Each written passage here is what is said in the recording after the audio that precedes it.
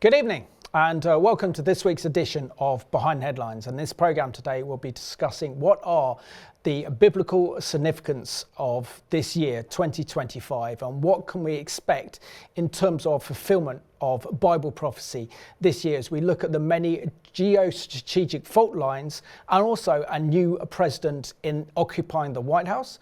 And let's not also forget that we'll also be looking at Israel, who is God's prophetic time clock, to understand where we are in the plan of God for 2025. And in this program, I'm joined by my good friend and co-host, Pastor Regan King. Regan, good to see you. It's good to be back, Simon, and it's great to be able to start this new year and continue this new year, I should say, with a look at some of these very critically important cataclysmic moments in history that are in front of us, and to ask that question, what can we potentially be expecting in regard to prophetic fulfillment? Of course, all of this is in a continuum of how God is working out everything together for His perfect plan and purpose throughout all time and space. There is absolutely no need for God's people to fear.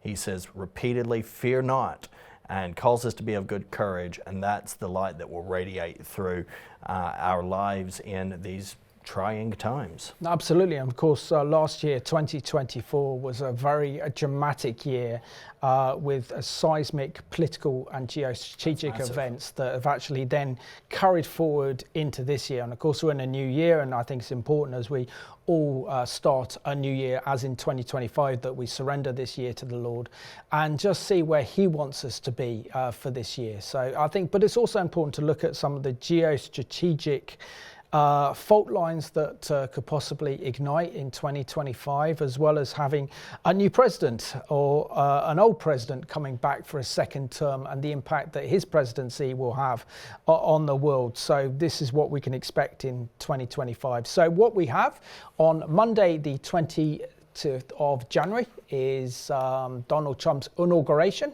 as America's 47th president, and also his second term as American president, and his impact and his leadership on the world stage will have a huge impact to see where things happen in terms of political developments, but also prophetic developments as well. Will he push back on the globalist plans for world government, favouring more support of the nation state?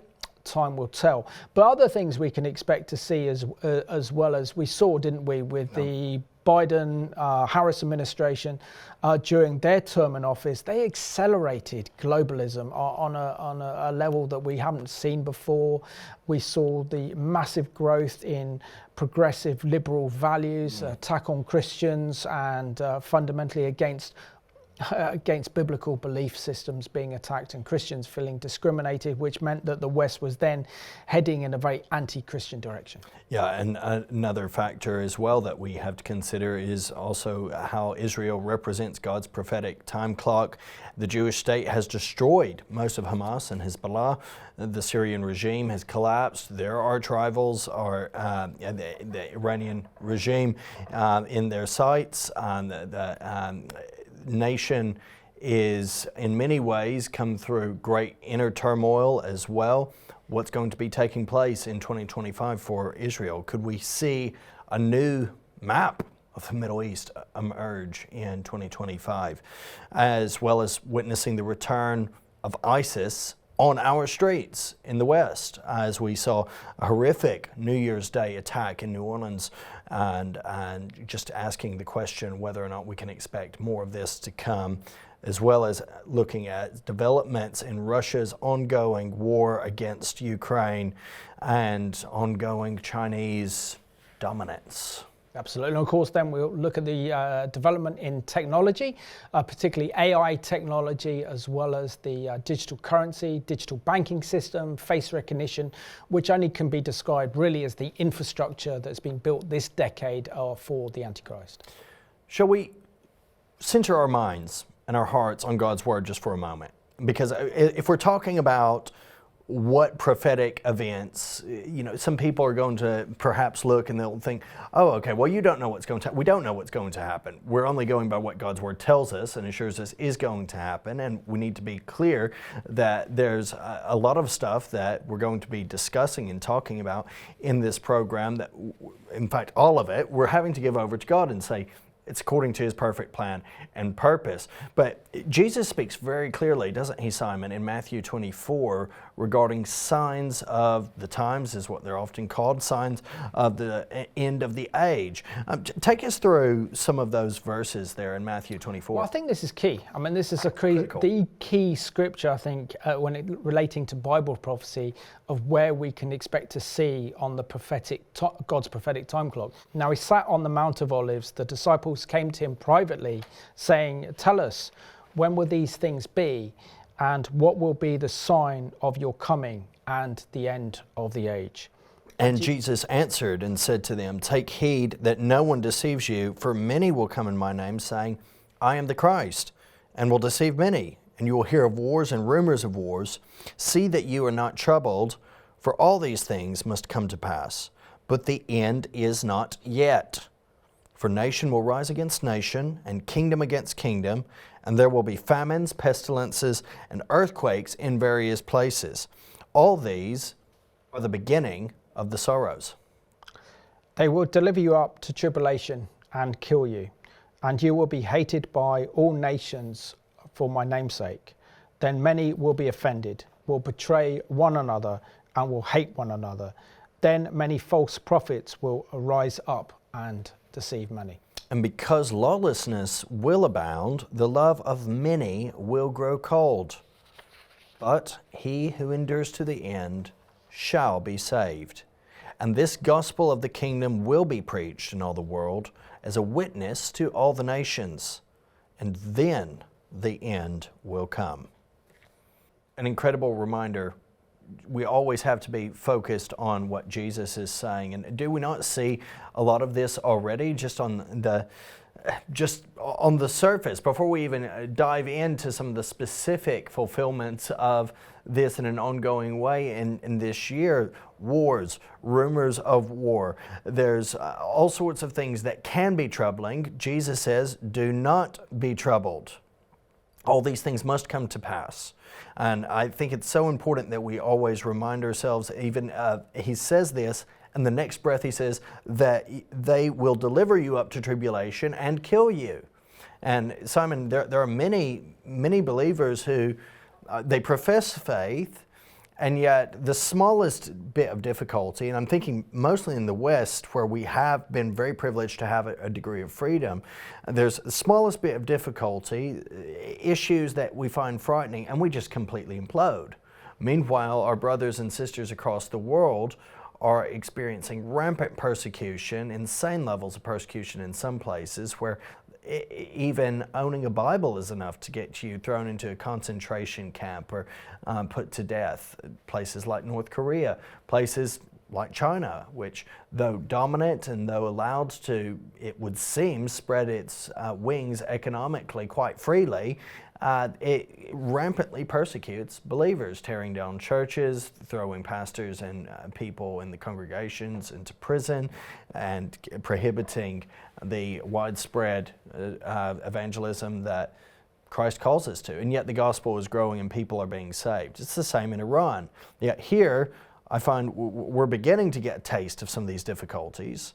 And yet there's this sense of extreme trouble and extreme trauma that we have so much to learn from these brothers and sisters. No, massively. Massively we can learn from our persecuted brothers and sisters in Christ who are suffering for their faith. But I think it's really only in the last few decades where Christians in the West who have been very comfortable, because this is essentially Christendom, this is part of our Judeo-Christian heritage, are now seeing that our culture is very much going against kind of Christian values, endorsing kind of liberal progressive values.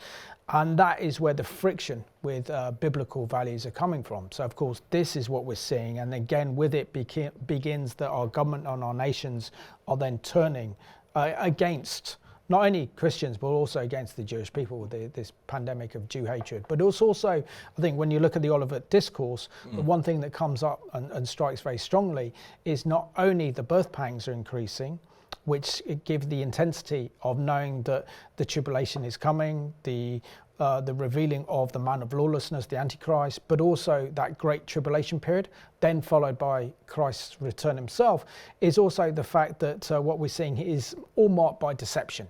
I mean, you can read Matthew 24, and there were so many references to unprecedented deception that if it was possible, even the elect would be deceived. Yeah, absolutely, and the lawlessness that abounds as a result of all of this going on, about all of these things compiling together, and we see that more and more. Because of that, the love of many will grow cold, and that's talking about the love of people who profess faith even for the Savior. So it's revealing those who are truly God's people and those who are not, those who are along for the benefits, but not really willing to go through the trials. Well, let's talk about one of the biggest game changers of 2025, and this is the return of President Donald Trump as president, as he will be inaugurated as America's 47th president, a second term, but only one of two presidents ever to have a gap between his first presidency and his second presidency, which is an incredible achievement, especially when we look back on the 5th of November last year. Not only did he win the Electoral College vote, he also won the popular vote and both houses of Congress. I mean, it was an incredible victory for Donald Trump and the MAGA Americans, so much so that the Democrats are now kind of licking their wounds and thinking, where do they go now? And can they possibly win an election in 4 years' time, which now looks very unlikely? Yeah, it was a catastrophic loss for the Democrats, and there was just a sense of complete being shown up after all sorts of projections were being made. Quite bizarrely, if you were actually watching and people were actually watching, they would have seen things were definitely going Trump's way, but pollsters and whatnot were all saying, oh, no, Kamala is the one who has the people. She had many of the elites, but she didn't have the common populace, and that's been very, very evident. And it's clear that the American people rejected globalism. They rejected the progressive liberal agenda. They rejected the woke agenda of the Democrats. Extreme liberal ideology, extreme abortion laws, extreme pushing forward of all sorts of gender ideologies as well. This big part of Kamala's campaign, and so there were even people who were rightly drawing comparisons between her policies and various communist policies. It's something that people have to be very, very aware of and awake to. So let's have a look and remind ourselves what happened back on Tuesday, the 5th of November, when Donald Trump won the US presidential election.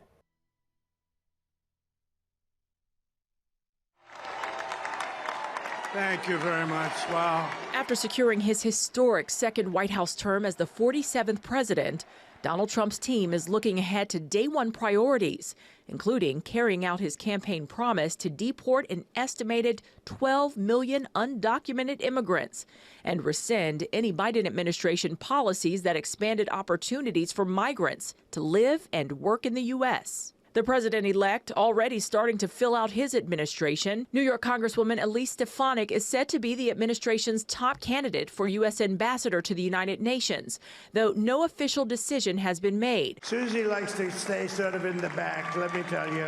The ice baby, we call her the ice baby. Women among the first names to fill administration roles, including his campaign manager, Susie Wiles, who will serve as Trump's White House chief of staff. Wiles, the daughter of football legend Pat Summerall, becomes the first woman to hold the influential role.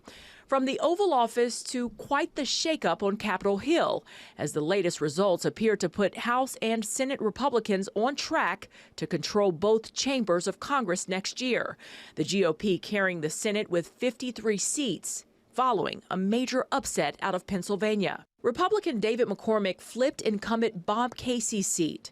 Like Trump and Republicans across the map, McCormick significantly erased Democratic support. It's massive, cataclysmic even, and the pushback against the ideologies that Kamala Harris and Biden before the Democrat Party as a whole were espousing definitely have been refuted by this action of voting for Trump in mass. The Hill reports under the headline that Trump has called on the GOP to pass his agenda in one powerful bill, and he's made public his support for Republican lawmakers to pass key components of his agenda into law with a single reconciliation bill, previewing what is expected to be a lengthy and complicated legislative task in the next few months of what is his second term. What will this administration mean for Christian freedoms and freedom of speech? Will they be able to push back on the authoritarian woke agenda of the Democrat years? Is there a danger we could be witnessing increasing U.S. isolationism within the Republican Party? That America, instead of standing up against the rise of evil in the world and tyranny, decides to retreat within its own borders, as we have seen before in the mid-1920s and 1930s before the rise of Nazism. Remember that the U.S. did not want to enter the war. They did not want to come to Britain's aid. Churchill and the UK, the US was very happy to say, well, it's over to you. The only time we actually meaningfully entered was when we became impacted due to the horrible events at Pearl Harbor, Japan. It opens up this whole new front of what would become known as World War II. And the US at that point, we recognized the need for allies. We recognized that we're part of a bigger picture. Exactly. But I mean, in terms of, this is where we get the contradiction, I think, within this possible Trump administration. On the one hand, we see that they are nationalistic and wanting to push back from the globalist agenda. On the other hand, we also see this very strong isolationist trend that goes through from Donald Trump himself right through the current cabinet within Trump's cabinet, which means that America's less likely to want to get involved in any foreign wars, less likely to confront authoritarian regimes, particularly as we look back at the Reagan administration would do that. So the big questions is, will America under Trump retreat from the world, or will they confront a lot of the evil and the rise of tyranny and authoritarianism that's been able to develop because of Biden's weak leadership? But of course, the big question for America and the world is, how will President Trump and his administration interact with Israel? Because we know from Genesis 12, 1-3, it says, I will bless those who bless you and I will curse those who curse you.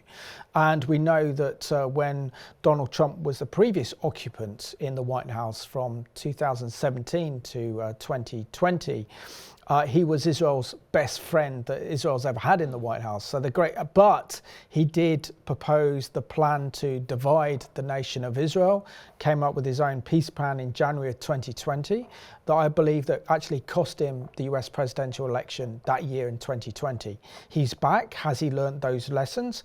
And how will America treat Israel is the big question. It's an interesting question and very, very important. My personal perspective on it has been that he has expressed support and continues to express support for Israel, and seems to continue to express support to ensure that there is stability. At the same time, is that qualified? Is that something that is contingent on Israel caving to what he views as essential demands? Is he going to in some way renege on his previous support? Also, there is a catastrophic rise in anti-Semitism, Jew hatred across the United States, and there are public commentators who have been very vocal previously in their support of Donald Trump. Will he be influenced by these individuals who would desire to have influence in his cabinet and decision making? And of course, he's called for a ceasefire in Gaza for the next couple of weeks. He's also then putting pressure on Israel to come to an agreement in southern Lebanon. And no doubt he'll also try to reach out either to the Iranians, or we could see, for example, that he will allow Israel, together with the United States, to carry out airstrikes against Iran's nuclear facilities, prevent them from having nuclear breakout and nuclear weapons. But I think it's important, as we're discussing God's prophetic time clock for 2025, that we discuss Israel. Because after all, Israel is God's prophetic time clock. And if we want to know where we are on God's prophetic map, then we just look at the nation of Israel and see what the scriptures say regarding Israel. Well, there's an excellent ministry that I'm sure many viewers are familiar with, One for Israel, and they have under the following headline, God's Timepiece, Understanding the Times, that God made everything, which means it belongs to Him. We know this from the scriptures. He calls the shots and determines the outcome. The scriptures shout of His character, flawless wisdom, and genius design, and are sacred. And we must believe what He has told us about them in His Word. Genesis also outlines God's formation of His people, and we go on and see how Israel comes into being not only as an individual from Jacob, but as a people, as a nation.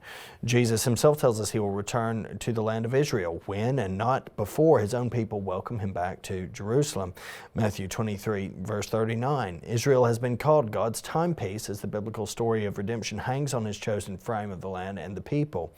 The feasts of Israel lay out a timetable of cosmic events, and we see a lot of the feasts hearken back to the original creation, and they point forward to something yet to come. It's fulfilled in Jesus, yes, ultimately pointing to this glorious reunion of man and God. And they're there for us to study, and if our conscience allows, to practice as well. Calvary was not the end of the story, but the bridge to reconcile mankind with God, with redemption being the ultimate goal. Reconciliation is part of that ministry. It's the core part of it, and it's been given to us as a ministry. The great and terrible day of the Lord will sort out the wrong from the right, bringing the ultimate reset, the expression that people are talking about routinely, the likes of which the world can only feebly and quite failingly imitate. Absolutely, and this ministry goes on to say that keeping an eye on prophecies coming to pass in the Middle East also helps us orient us to where we are in God's unveiling story. We've seen tremendous strides towards the last century as Israel was reformed after 2,000 years in exile, and Jerusalem was miraculously taken back into the hands of the Jewish people in 1967, the Six-Day War. So some important elements are needed to be in order that Jesus would return in place. Now that Israel's back in the land, Jesus promised that the inhabitants of Judea would be led away in captive into all the nations, but only for a certain time. Jerusalem will be trampled by the Gentiles until the time of the Gentiles is fulfilled. Luke 21 verses 23 to 25. And there's also a great quote that they use here from Bishop J.C. Ryle of the 19th century, who said, "Reader, accept a friendly exhortation this day. Cleave to the literal sense of Bible words and be aware from departing it, except in cases of absolute necessity. Be aware of that system of allegorizing and spiritualizing and accommodating, which has found such an unfortunate degree of favor in the church. Settle your minds in reading the Psalms and the prophets, that Israel means Israel, and Zion means Zion, and Jerusalem means Jerusalem." Definitely say amen to that. As far as Israel is concerned, we shall see the continuation and amid the consequences of the horrifying events of October the 7th, all the way now back in 2023, and all of this continues to play out. In 2024, we witnessed the God of Israel dealing with Israel's enemies responsible for this massive terror attack in Israel's history, laying complete waste to Hezbollah and Hamas, and actively and successfully hindering Iran's attempts to destroy and to create havoc. And of course, what we saw in 2024 was the collapse of that ring of fire that was around Israel, that was built up by decades by the Iranian regime through Hamas and Hezbollah, respectively, as well as the Iranian regime together with the Houthis in order to destroy Israel. And of course, in 2024, that whole Iranian pack of cards has absolutely collapsed in the most miraculous way. And all you can say is that we've really seen the sovereign hand of God coming against Israel's enemies in 2024. So, I mean, of course, one of the aims now that we could see is that now with the collapse of Assad's regime, which was a strong supporter of the Iranian regime, and knowing that that links, for example, Iran with the kind of Mediterranean, and of course this is where the Iranian regime smuggled all these sophisticated precision laser guided missiles and weapons to Hezbollah through Syria, but also that was an important trade route in order for the Iranian regime to smuggle drugs worth billions, and now that has completely collapsed. So again, what we're seeing here is the Middle East being completely reshaped after the horrors of October the 7th, that the Iranian regime on the 6th of October and also on October the 7th was the most powerful and dominant force in the Middle East. Today they're in retreat and they are the biggest losers in 2024, which means that Israel has the capabilities of shaping a new Middle East and a new reality in 2025 and could prevent the Iranian regime from acquiring nuclear weapons. There's nothing stopping them now. Absolutely. We see patterns, don't we, throughout the scriptures and throughout history, how God works, and there are certain things that we're experiencing today that we can reflect on and be reminded of from the annals of history and the scriptures. Esther chapter 9 comes to mind, where we read in the 12th month, that is the month of Adar, on the 13th day, the time came for the king's command and his decree to be executed. On the day that the enemies of the Jews had hoped to overpower them, the opposite occurred, in that the Jews themselves overpowered those who hated them. The Jews gathered together in their cities throughout all the provinces of King Ahasuerus to lay hands on those who sought their harm, and no one could withstand them, because fear of them fell upon all the people. And all the officials of the provinces, the satraps, the governors, and those who were doing the king's work helped the Jews because the fear of Mordecai fell upon them. For Mordecai was great in the king's palace, and his fame spread throughout all the provinces. For this man, Mordecai, became increasingly prominent. Thus the Jews defeated all their enemies with the stroke of the sword, with slaughter and destruction, and did what they pleased with those who hated them. And in Shushan, the citadel, the Jews killed and destroyed 500 men, and Parshandatha, Dalpha, Nespatha, Paratha, Adalia, Aridatha, Parmushta, Arisai, Aridai, and Vajazatha, the 10 sons of Haman, the son of Hamadatha, the enemy of the Jews, they killed, but they did not lay a hand on the plunder. On that day, the number of those who were killed in Shushan the citadel was brought to the king, and the king said to Queen Esther, "The Jews have killed and destroyed 500 men in Shushan the citadel, the 10 sons of Haman. What have they done in the rest of the king's provinces? Now what is your petition? It shall be granted to you. Or what is your further request? It shall be done." Esther then says, "If it pleases the king, let it be granted to the Jews who are in Shushan to do again tomorrow according to today's decree, and let Haman's 10 sons be hanged on the gallows."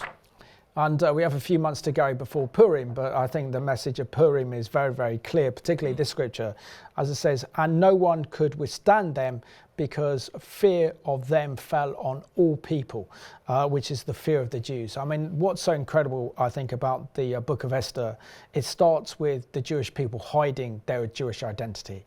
And by the end of the story, after Haman had come up with an idea to ethnically cleanse the Jewish people, the entire Persian Empire, it's then that Haman and his sons are then killed on the gallows, and the whole situation that came against the Jewish people then was turned 180 degrees around. The story of Esther, we often read it because it's just a relatively short book. It takes place over multiple years. And we see her development from being in that situation of hiding her identity to the degree that there's an arguable compromise at the beginning with Mordecai and Esther, and they're there. Many people have already left and gone back to the Promised Land.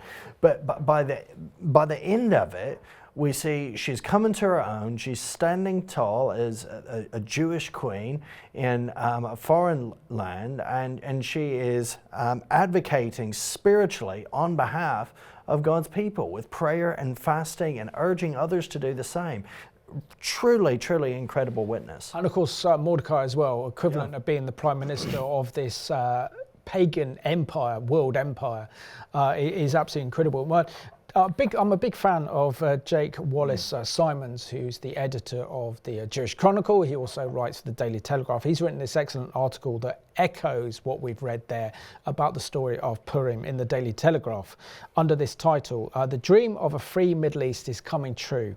Iran's vile regime is weaker than ever. The extremist house of cards may soon come tumbling down. But before we discuss that more, let's have a look at this IDF-produced video that showed how Israel's enemies, particularly Hamas and Hezbollah, came crashing down in 2024. You've probably seen parts of how we operate against the threat that Hezbollah posed to Israeli civilians. Let's take a closer look at what exactly happened and what led us to the current state. A day after Hamas launched a brutal massacre on southern Israel, Hezbollah joined them on our northern front. Since then, the IDF has engaged in a fierce battle in the north, including ongoing defensive operations on the border, intelligence-based strikes, the elimination and dismantling of Hezbollah's top command, and even precise ground operations in southern Lebanon. After Hezbollah launched numerous UAV rocket and missile attacks, murdering innocent civilians, the IDF took action.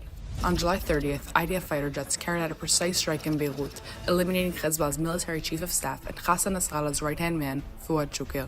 In retaliation, the terrorist organization planned to fire hundreds of rockets and UAVs at Israel. On the night of August 25th, the Israeli Air Force launched a preemptive strike. About 100 fighter jets struck approximately 40 locations across southern Lebanon, destroying thousands of launchers. During a meeting of the Radwan Forces Command Staff on September 20th, IDF fighter jets eliminated the architect of the Conquer the Galilee plan, along with 15 senior terrorists, the first step in a historic week, in which Hezbollah's leadership was dismantled one by one. The name of the operation, Northern Arrows.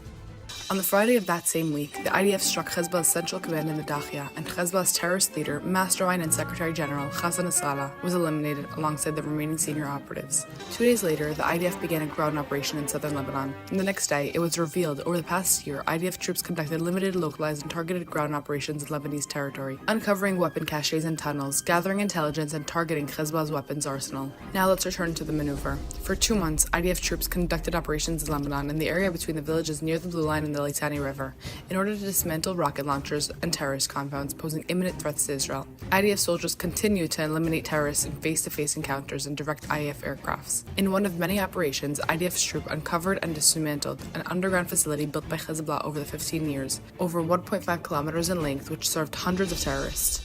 This is how forces move from one area to another, eliminating Hezbollah's ability to carry out Operation Conquer the Galilee. Alongside the countless Hezbollah rockets aimed at civilians and ammunition that IDF soldiers destroyed, the IAF launched an operation to dismantle Hezbollah's air unit's infrastructure. As a result, the terror organization lost 70% of its UAV stockpile and around 30 cruise missiles. Meanwhile, the IDF continued to target and neutralize Hezbollah's command and control capabilities. Among the targets was Nasrallah's intended successor, Hashem Safieddin, alongside thousands of commanders and operatives that operated against Israel throughout the war. Another significant effort was to dismantle Hezbollah's rearmament and resupply capabilities. The IAF struck weapons transfer routes along the Syrian-Lebanese border and also eliminated the commander of Unit 4400, who was also responsible for this area.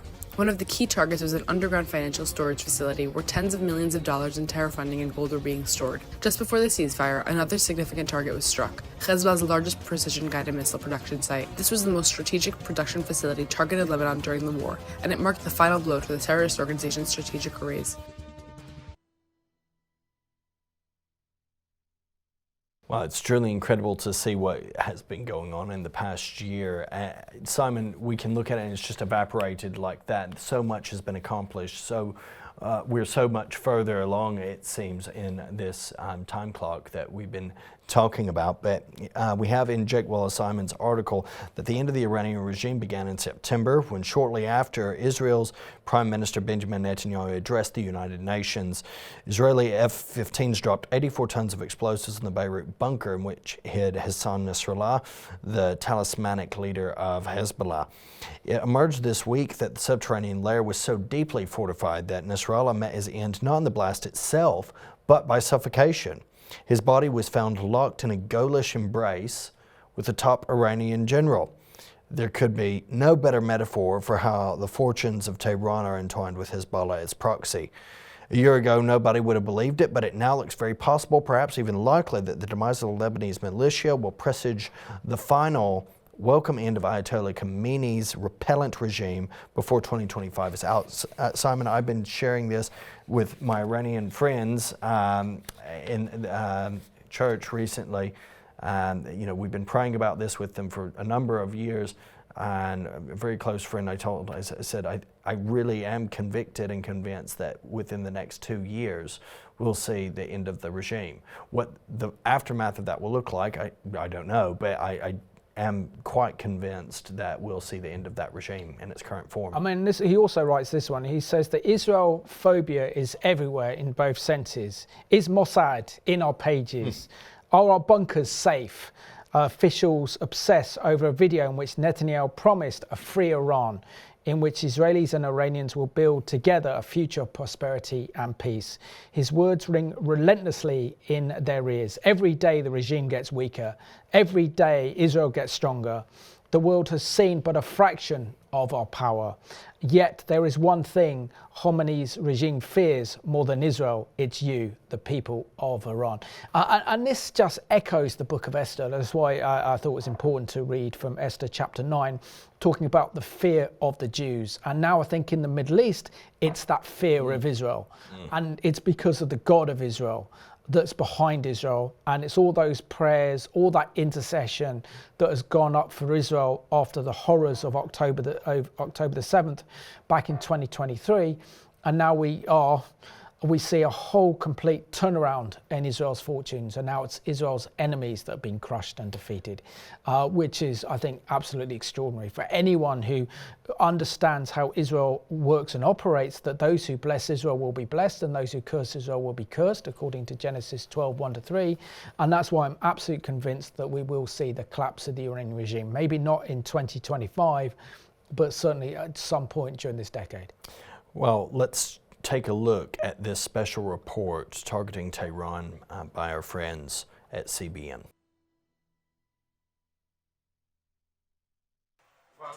Crown Prince Reza Pahlavi is urging Iran's Middle East neighbors to stand against Tehran's influence, help support Israel's war efforts, and bring down the dictatorship. The regime in Tehran is responsible for the deaths of hundreds of thousands of innocents: Iranians, Arabs, and Israelis, Christians, Muslims, and Jews.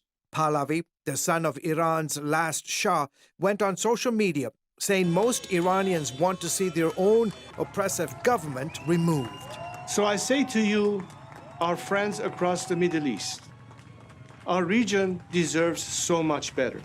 But in order to succeed, first, this regime that has held us hostage for nearly half a century must go. While some Iranians have supported military action against Israel, if Israel reacts to Iran's action, Iran will respond again and completely crush Israel. Pahlavi claims the majority of his countrymen would welcome targeted action against the regime. He tells Iranians the real enemy is their own government, led by Ali Khamenei. The tyrant in Tehran couches his warmongering in Iranian nationalism, but he does not speak for our nation. The crimes his regime has committed against you, our neighbors, are an affront to Iranians and our values. Israeli Prime Minister Benjamin Netanyahu recently expressed hope for peace between his country and Iran, suggesting that a future free Iran could lead to a new relationship between the two nations. When Iran is finally free, and that moment will come a lot sooner than people think, everything will be different. Our two ancient peoples, the Jewish people and the Persian people, will finally be at peace.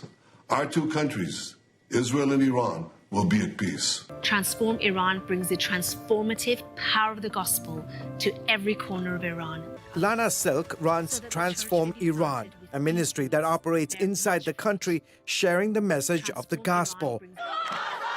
She says recent uprisings against the regime demonstrate that Iranians want political change like never before, even to the point of dying for it. It's a tough fight. They're willing to fight it. They're willing to pay whatever it takes to take down their government. We've seen Iranian people take to social media and invite Israel to attack them on their own soil. Videos from Iran showed people singing and dancing following Hassan Nasrallah's assassination. Silk adds that most Iranians do not share the government's animosity toward Israel.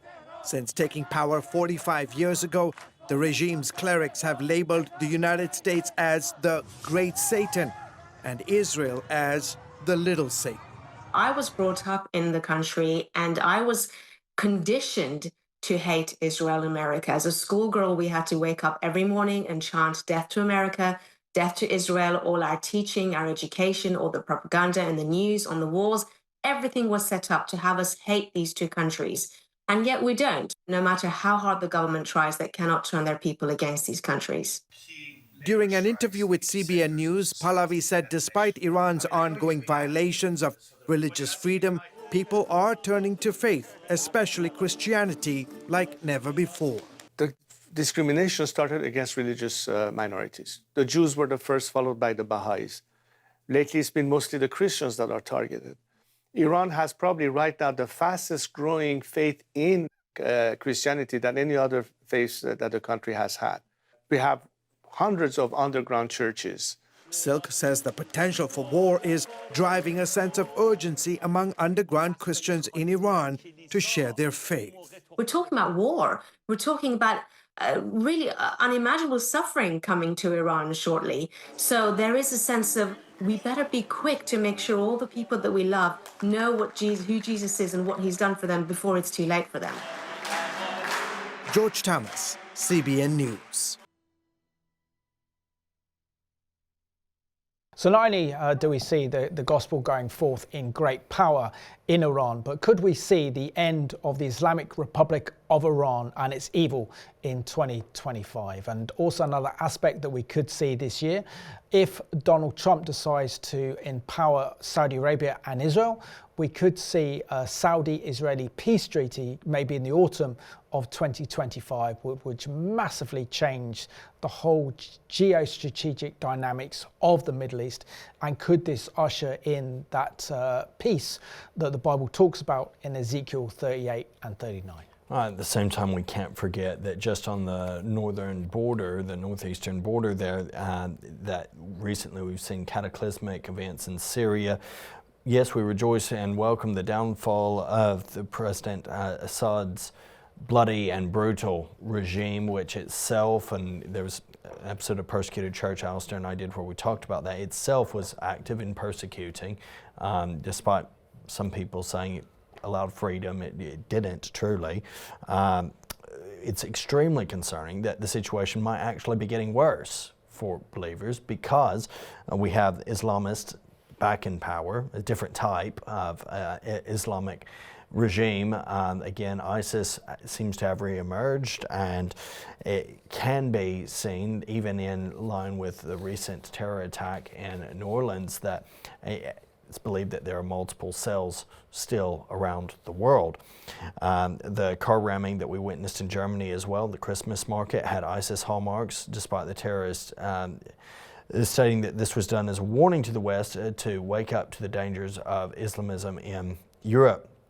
And then, of course, we witnessed that event in New Orleans on New Year's Day.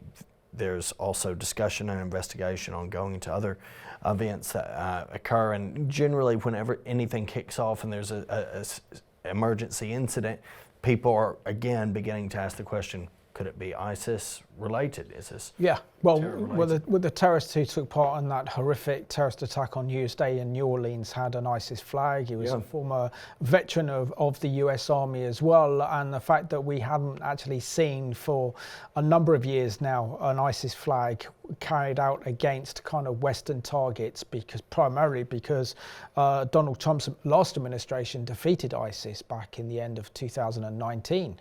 And so now what we're seeing with the new regime in Syria take place is this new escalation of terror attacks around the world, particularly in the West, that seems to be ISIS inspired. So maybe this new regime has given a new life into ISIS, which will be on one of the top agendas of Donald Trump to deal with in 2025. But we also got to talk a little bit about the Russia-Ukraine war, because obviously this is the biggest geostrategic event really that has torn the world in two, between two camps, essentially between the West and Russia, China, North Korea and Iran, known as the axis of resistance against the West, which could potentially, if gets out of control, not only lead to the prospect of nuclear war, but also a kind of World War III. And this is why this situation is so serious. And we know that Donald Trump has a totally different approach to that of his predecessor, Joe Biden. And that is namely, he doesn't advocate for regime change in Russia that could be the game changer in this situation to bring peace to this conflict now that's been raging ever since February the 24th, 2022, could come to an end over this year. And we've seen the catastrophic impact this conflict has had in the West, with the rise in energy prices, food prices as well, widespread shortages in many ways, as Ukraine, of course, is the breadbasket of Europe. And this is something that people have often, in the early days, were not really considering the impact this invasion on Ukraine could have even on us. It's pushed us closer to the brink of nuclear war, and we're continuing to see this axis of resistance against the West grow and build up. Russia, Iran, North Korea, and China. Will Trump have any impact on this? It remains to be seen and will be interesting. President Zelensky in Ukraine has indicated his belief the only way Russian troops will be removed from the 1/5 of Ukrainian sovereign territory that they now occupy will be through diplomatic and not military means. And Ukraine continues to lose small amounts of territory to the invader at an enormous cost of lives to Russia. So what's going to happen in the long term? Is there going to be the ability to sit around the table and talk this one through?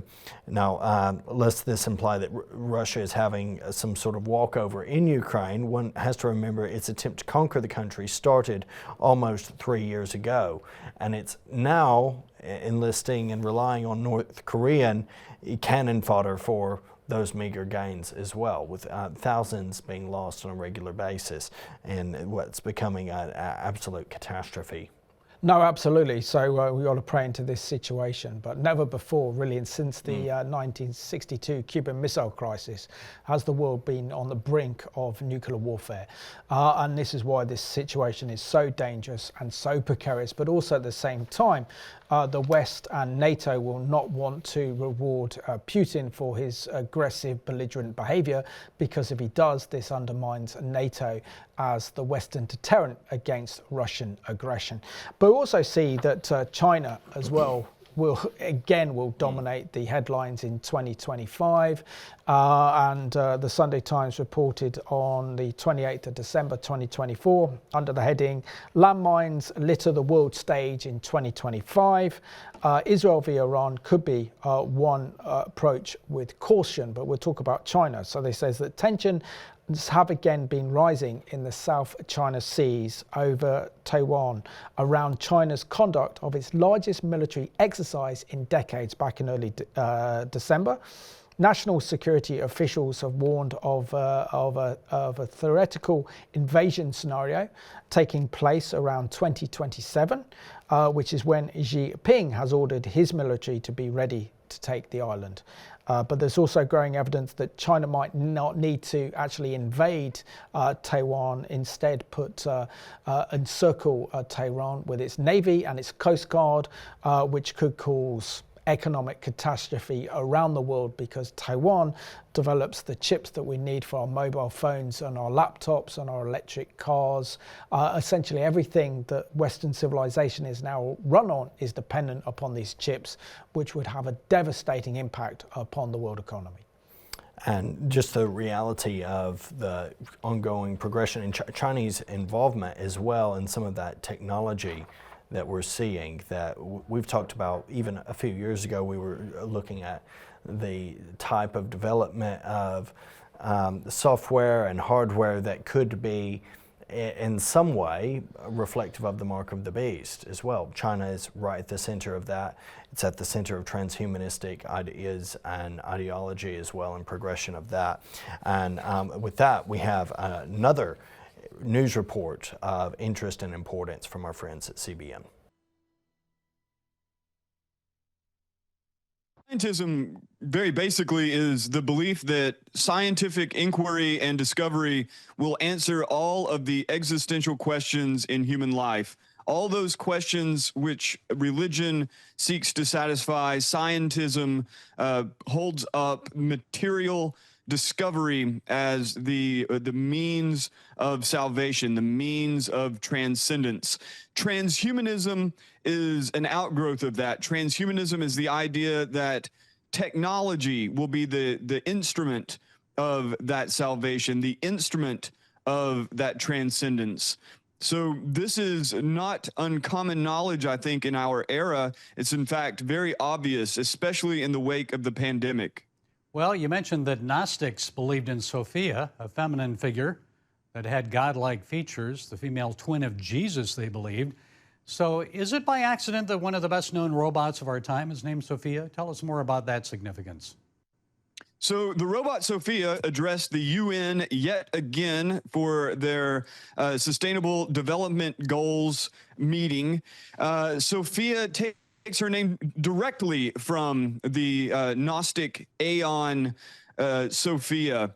So the robot was created by Hanson Robotics.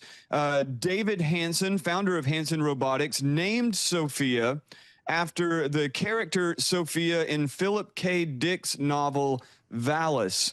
The novel Valis has a Gnostic premise. The character Sophia is meant to symbolize the Sophia of Gnosticism.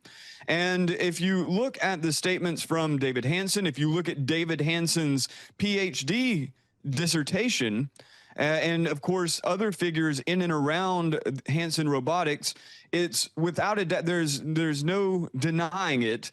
They are seeking to create a sort of technological inversion of what the ancient Gnostics put forward.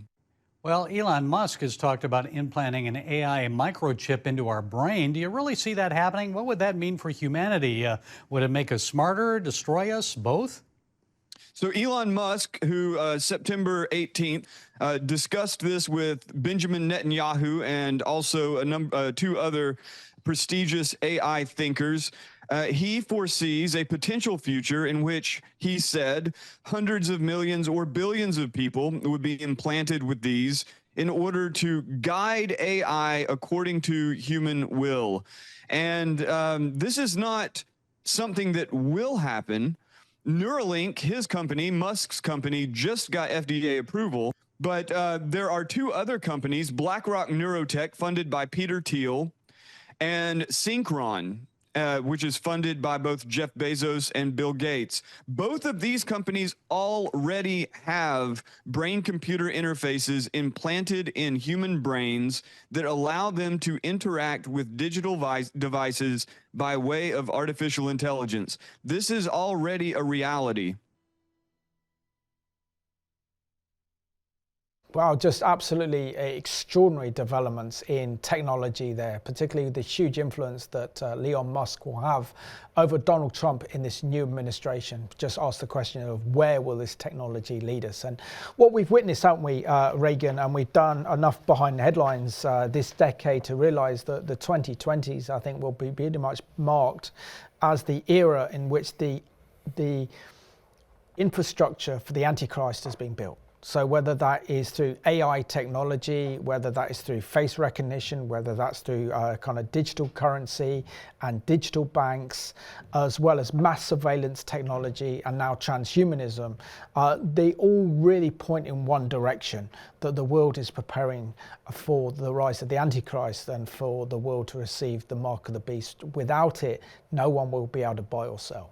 Yeah, we're definitely already seeing in response to various things. Even you can look back at 5 years ago almost at the pandemic, you can see how the infrastructure, varying ways of authoritarian action are already being trialed, that these sorts of things are already being put forward in a practice mode like session. And of course, Elon Musk increasing in his popularity, increasing in his influence around the world, really, in the political sphere, buying favors, buying, you know, also people's attention through various means and social media. So it's very interesting to watch and to see his support as well for things like transhumanism.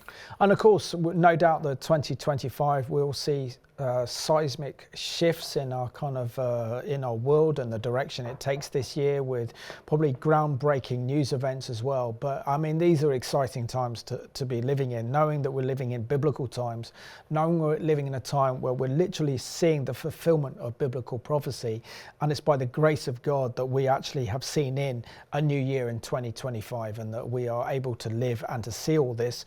But our trust can't be in technology, our trust can't be in governments or presidencies, but our trust has been in Yeshua HaMashiach, right? And to again reiterate, he says, do not be troubled, do not fear. These things must take place. We cannot be crippled into a place of paralysis away from active and meaningful engagement with this world, with the only hope that it has, the gospel of Jesus Christ. So all the more as we see that day drawing near, we should be stirring each other up to love and to good works. Regan, absolute pleasure recording the first Behind Headlines of 2025 with you, as we've unpacked what could be possible biblical scenarios that we could see unfold in this year, which is 2025. And I want to thank you for watching this program at home. I think this gives us a wonderful opportunity to surrender 2025 into the Lord's hands, so that we can be his vessels during these biblical times that we're living in, where literally we are seeing the fulfillment of biblical prophecy happen before our eyes. And we've just really outlaid some of the dramatic political developments and prophetic developments that we could see this year. So let's look up and know that our redemption draws near. So thank you for watching this week's edition of Behind the Headlines.